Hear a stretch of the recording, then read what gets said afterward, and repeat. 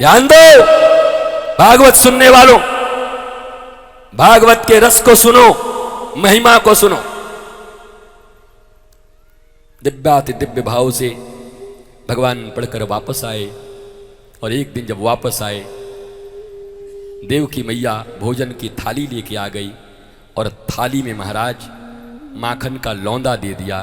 भगवान ने उठा करके थाली फेंक दी। उद्धव को बुलाया गया।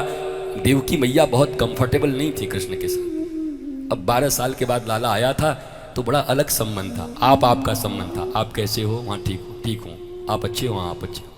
12 साल के बाद थोड़ा रेपो नहीं बना था, क्योंकि कृष्ण तो यशोदा को ही अपनी माँ मानते थे। लाला नटखट लाला यशोदा मैया के साथ उनका झुम्मा झाटी सब चलते थे, माखन चुराना, कुटाई पिटाई होना, तो बहुत कंफर्ट नहीं थे देवकी के साथ।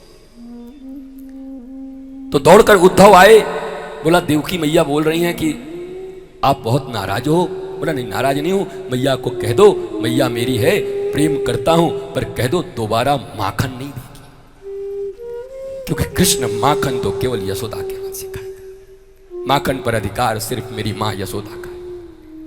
और कह देना जो देना हो इनको, मेरी मां है, जन्मदात्री। भगवान कितना प्रेम करते हैं यशोदा को, क्या लगाव है उनका।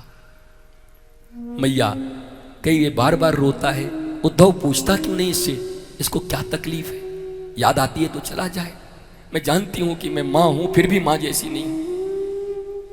मां को बड़ी पीड़ा होती थी देवकी को कि मुझे स्वीकार नहीं कर पा रहा। उद्धव ने जाके पूछा ठाकुर रोते क्यों? मैं बृहस्पति का शिष्य हूं, कश्मीर यूनिवर्सिटी से आया हूं पढ़ के, और मेरे गुरुजी ने कहा है कि ये भगवान है, पर यार तू हमेशा रोता रहता है, भगवान कहीं रोता है? उद्धव के गुरु ने कहा था कि कृष्ण भगवान है, पर उद्धव जब अपना गणित गुणा निकालता था और शास्त्र निकालता था तो उसको भगवान का कोई लक्षण ही नजर नहीं आता था। अब बताओ, जब उद्धव जैसे विद्वान को कृष्ण में भगवान का लक्षण नजर नहीं आता, तो कहां हम इस दुनिया में किसी को कोई गुरु नजर आए, किसी को कोई शिष्य नजर आए। हमारे भीतर इतनी विकृति है, संस्कृति नहीं है कि हम सहजता से स्वीकार कर सके किसी को। नहीं कर पाता ये मन। सहज स्वीकारोक्ति उन्हीं की है जो सहज जिंदगी जीते, नॉर्मल। जो एबनॉर्मल हैं वो सहजता से क्या स्वीकार करेंगे? तो भगवान ने कहा मेरी गोपियां रोती हैं इसलिए मैं रोता हूं। ये यथामाम प्रपद्यन्ते तांस तथैव भजाम्यहम्, हम मेरा नियम है, जो मेरा जैसे भजन करता है मैं उसका करता हूं। तो बोला तो चुप कैसे होगा ये बता? बोला गोपी को चुप करा दे मैं चुप हो जाऊंगा। बोला गोपी को कैसे चुप कराऊं, मैं करा के आ जाऊं? बोला जा जाके करा के आ जा। नया नया जो पढ़ाई करके आता है ना उसको ट्यूशन पढ़ाने का बड़ा मन करता है। ये नया नया पढ़ के आया था उद्धव, इसको लगा गोपी टोपी गंवारीन फवारीन ऐसा ही पढ़ा देंगे। आओ बेटा अभी पता चलेगा, आओ। उद्धव गए, भगवान ने बढ़िया अपनी पीतांबरी पहना दी और अपना रथ दे दिया। बंसी भी एक दे दी, बस मोर पंख नहीं दिया। मोर पंख लगाने के अधिकारी सिर्फ श्री कृष्ण है। उद्धव गए, और जब से इधर से भगवान गए तब से ब्रज के लोग रोज मथुरा के सीमाने तक आते थे। छोटे छोटे उनके मित्र स्तोक, सुबल, सुदामा, श्रीदामा सब आते थे। और आते समय सुबह सुबह कहते ओ मैया, ओ मैया यशोदा, हम जा रहे हैं, आज कन्हैया आवेगो पक्को, आज ले आऊंगो।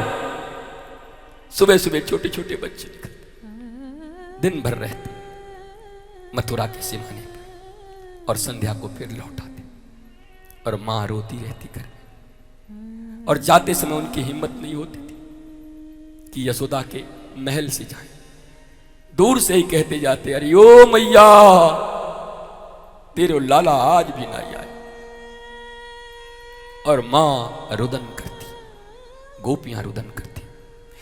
ब्रज की बीथियां, जिन बीथियों में कभी कुसुम खिलते थे, जिन बीथियों में कभी भगवान के सुबास, भगवान की चंचलता, चहलकदमियां, राधा कृष्ण के रास नृत्य, क्रीड़ाएं होती थी, उस ब्रज के रज ब्रजवासियों के आंसुओं से भीग गया था, कीचड़ बन गया था। इतना रुदन होता था दिन रात।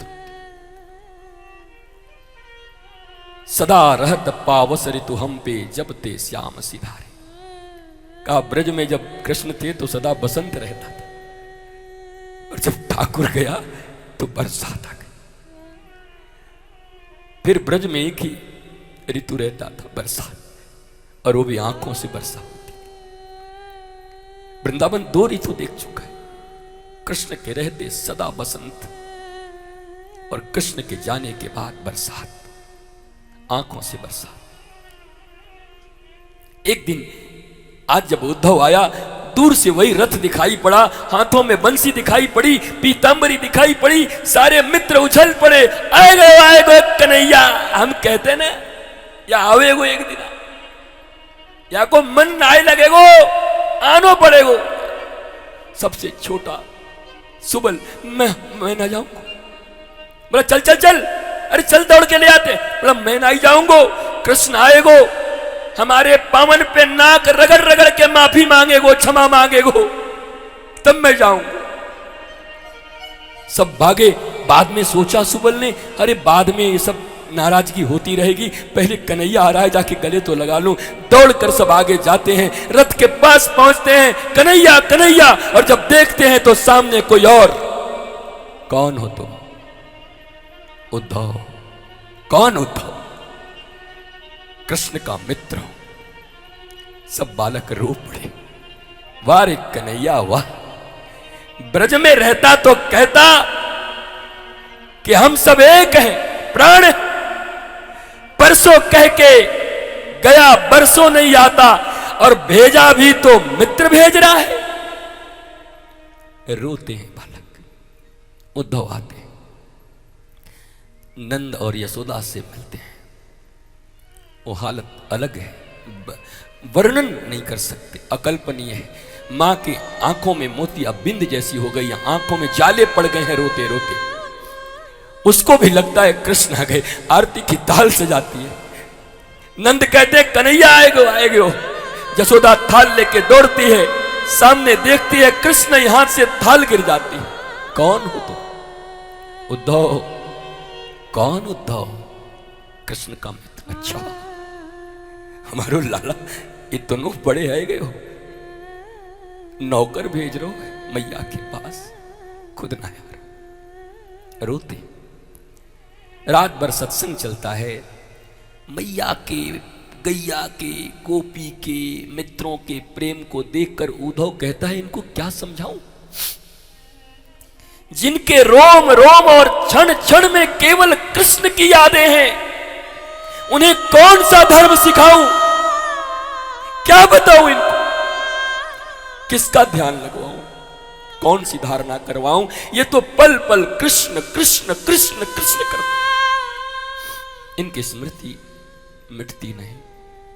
प्रातः राधा रानी से दर्शन होता है, गोपियों से दर्शन होता है, वहां भी भ्रमर गीत होता है।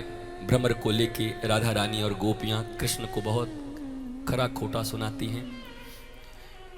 घंटों के लिए आया था, 6 महीने रह गया उद्धव वहीं पे, और 6 महीने तक जाते समय उसने राधा रानी के चरणों में पड़ के कहा कि किशोरी जी मेरी एक इच्छा है, पूरी कर दो। क्या? बोला हम सब आपके और गोपियों के चरण रज से स्नान करना चाहते। सब ने चरण रज अपने झाड़ झाड़ की थी। गोपी क्यों थी पता है?